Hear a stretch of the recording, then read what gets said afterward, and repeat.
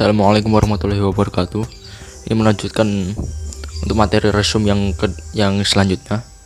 Mungkin videonya agak kepanjangan, makanya saya bagi ke dua bagian. Ini bagian kedua. Tidak usah perkenalan karena perkenalannya sudah di bagian pertama.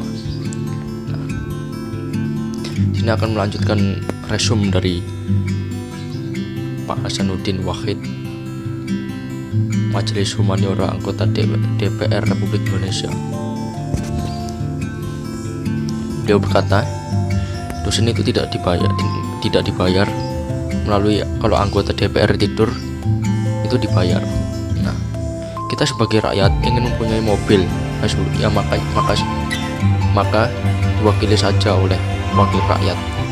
Mau jalan-jalan ke luar negeri juga cukup diwakili oleh wakil rakyat.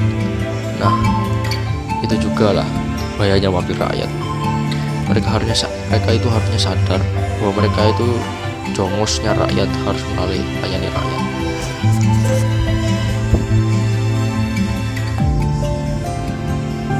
Nah, kalau dampak di sektor pendidikan, banyaknya yang putus sekolah dikarenakan anak harus bekerja karena krisis ekonomi akibat pandemi COVID-19 ini, dan juga karena persepsi orang tua mereka. Lalu kebijakan sektor pendidikan di pandemi ini adalah memberikan bantuan kuota data internet, subsidi dan lain sebagainya. Itu mungkin agak salah ya. Nah, bantuan lanjutan untuk bulan September, Oktober, November sebanyak 2,3 triliun agar kita bisa tatap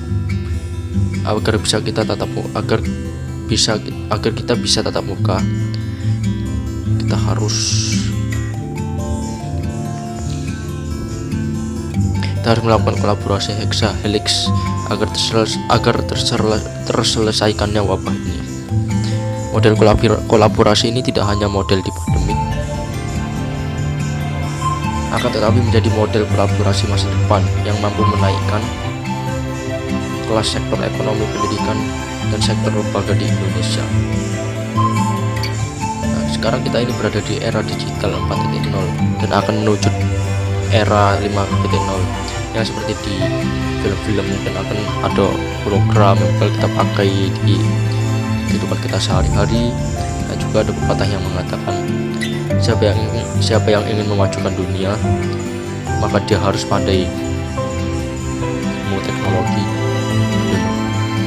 Barang siapa yang tidak bisa menjadi mahir dalam ilmu teknologi, maka akan menjadi budak dunia.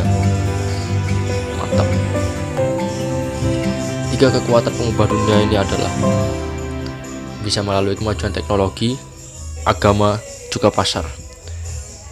Peran dan peluang UIN ini mungkin ada di salah satu di 3 kekuatan teknologi tersebut. Yang pertama, arus utama pengembangan teknologi digital. Yang kedua, link dan match dengan sektor industri. Yang ketiga, menjadi kekuatan sosio-teknopreneur. Yang keempat, epicentrum ajaran agama inklusif.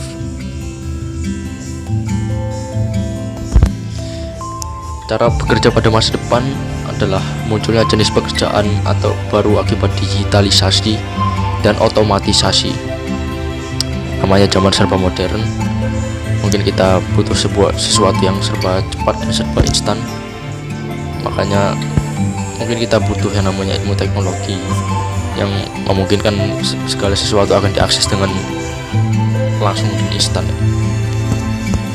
Nah, cara menjadi generasi yang unggul untuk menyaingi negara-negara maju yaitu yang pertama, keagungan moral dan spiritual. Yang kedua, gandrung ilmu pengetahuan sebanyak-banyaknya. Yang ketiga, memiliki digital question atau pertanyaan tentang digital yang semestinya mungkin belum kita pahami. Yang keempat, yaitu kesolehan atau peduli secara sosial. Nah, barang siapa yang mau kuasai dunia harus dengan ilmu, mau kuasai akhirat, nafsu, mau kuasai akhirat juga harus dengan ilmu. Kalau mau keduanya, maka kuasailah dengan ilmu. Nah, inilah pentingnya ilmu. Kita ingin menguasai dunia, menguasai rakyat, menguasai akhirat atau lain sebagainya, ilmu itu yang utama. Ibadah juga perlu, tapi ibadah tanpa ilmu mungkin hanya kita hanya ibadah tanpa wadah, hanya ibadah secara wadah saja tanpa ruh yang bisa beribadah. Nah, yang selanjutnya ini pembahasan tentang moderasi dalam Islam. Apa itu moderasi dalam Islam? Definisi moderasi secara etimologi atau secara bahasa verbal dan umum ini adalah wasatiyah, yang berarti jalan tengah atau middle, dalam bahasa Inggrisnya itu middle path, yaitu posisi tengah atau berkeadilan. Nah, secara terminologis atau pembahasan yang filsafatis adalah pemahaman praktek keagamaan yang menjunjung tinggi kesetaraan, keberagaman, toleransi dengan bijak pada prinsip tawazun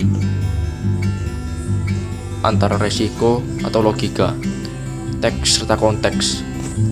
Yang ketiga, ada dasar teologis atau secara teologi yang merujuk langsung pada sumbernya, yaitu Al-Quran surah Al-Baqarah ayat 143, yang artinya beberapa hadis dalam Sahih Bukhari. Oh, tidak ada artinya, saya juga tidak hafal ayatnya. Kenapa moderasi itu penting di Indonesia? Karena karakter Islam sebagai agama rahmatan lil alamin yang menjunjung tinggi keadaban Islam dan harmoni inter dan antar pemeluk agama. Yang kedua yaitu historis Islam Indonesia. Yang ketiga, karakter masyarakat Indonesia yang lekat dengan kesantunan dan harmoni. Yang keempat, ideologi bangsa Pancasila dan moto Bhinneka Tunggal Ika. Isu-isu politik yang terkait dengan Timur Tengah dan politik global, baik secara langsung atau tidak, dapat mempengaruhi pemahaman dan sikap keberagaman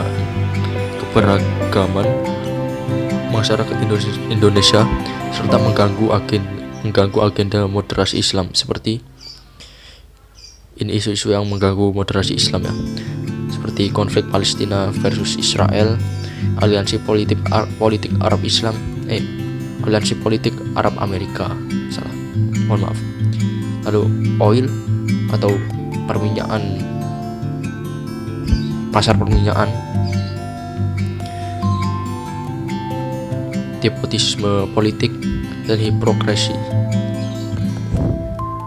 Peran mahasiswa UIN Malang ini mungkin ada 3 dan penting sekali mungkin.